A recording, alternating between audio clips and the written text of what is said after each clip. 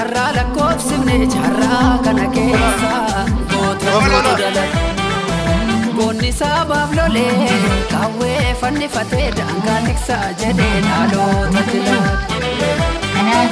gabrummaatti kufu jarra lakkoofsifne jarra kana keessa jarra jarra abba gadaa qawwee fannifatee diinaa lolaa turuus dhalootatti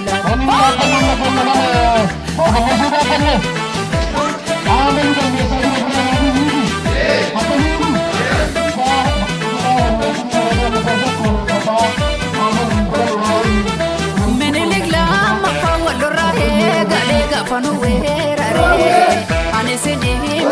nagayaan gaafa jechuudha.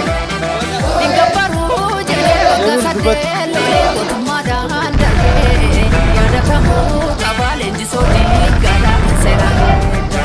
kamiseef sabbatee ijoollee warqituu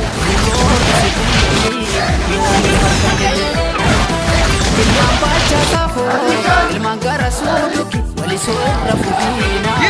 arasa fuuratti jimma geeraan loluu shanan gibee onneetu sibiila jirti ijoollee shanee firrisa abbaa waggaa goota caalii shonne robbaa boree deemnaa gara iluuti ragala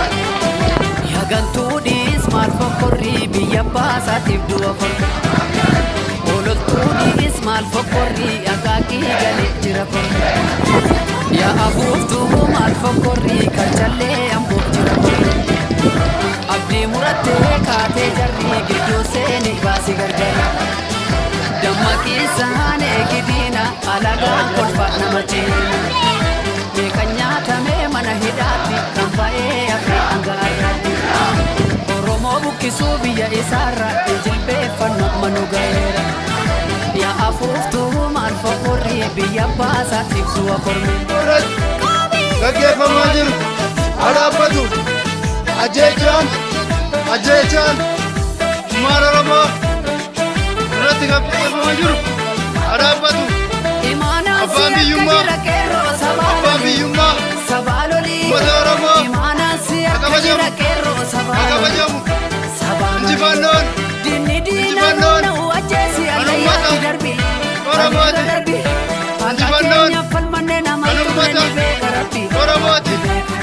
lamtoonni dhimma oromootiif dhimma uummata oromootiif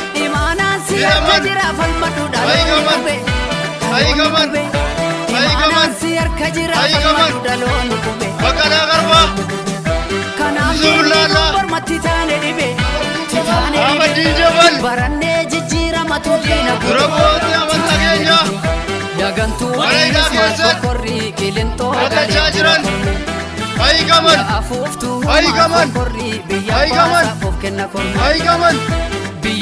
abbaan biyyummaa uummata oromoo amirkanaa'u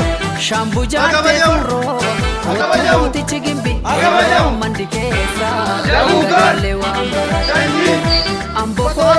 uummata oromoodhaan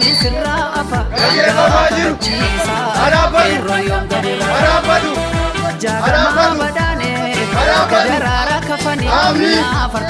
ajjeechaa